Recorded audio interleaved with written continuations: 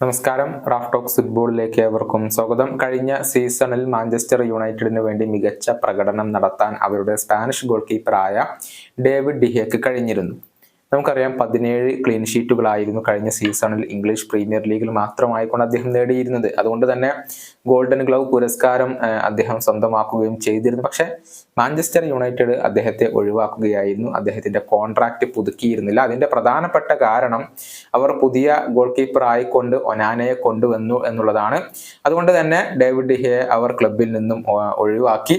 നമുക്കറിയാം, കഴിഞ്ഞ സമ്മറിൽ തന്നെ മറ്റു ക്ലബ്ബുകളിലേക്ക് പോകാനുള്ള ശ്രമങ്ങൾ ഡിഹിയ നടത്തിയിരുന്നു. പക്ഷെ അതൊന്നും ഫലം കണ്ടിരുന്നില്ല.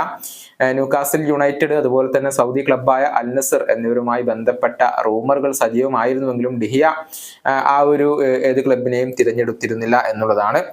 ഏതായാലും ഇപ്പോൾ ജനുവരി ട്രാൻസ്ഫർ വിൻഡോയുടെ അവസാന ഘട്ടത്തിലേക്ക് കടക്കുകയാണ്. ഡേവിഡ് ഡിഹിയയുമായി ബന്ധപ്പെട്ട ഒരു വാർത്ത ഇപ്പോൾ ഇംഗ്ലീഷ് മാധ്യമങ്ങൾ തന്നെ റിപ്പോർട്ട് ചെയ്തിട്ടുണ്ട്.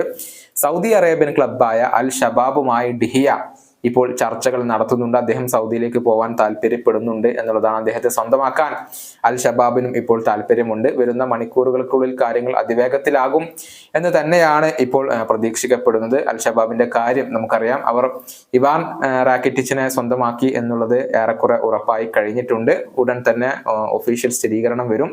അതിനു പുറമെയാണ് ഡേവിഡ് ഡിഹിയയെ കൂടി അവർ എത്തിക്കാൻ ഇപ്പോൾ ശ്രമിച്ചു കൊണ്ടിരിക്കുന്നത്. ഏതായാലും ഡിഹിയ സൗദി അറേബ്യയിൽ കളിക്കും എന്ന് തന്നെയാണ് നമ്മളിപ്പോൾ പ്രതീക്ഷിക്കുന്നത്. നിലവിൽ അദ്ദേഹം ഫ്രീ ഏജന്റ് ആണ്. അദ്ദേഹത്തെ സ്വന്തമാക്കുക എന്നുള്ളത് ഷബാബിനെ സംബന്ധിച്ചിടത്തോളം അത്ര ഒരു ബുദ്ധിമുട്ടുള്ള കാര്യമായിരിക്കില്ല. ഈ വീഡിയോയുടെ അവസാനിപ്പിക്കുന്നു. കൊണ്ടും കാണാം.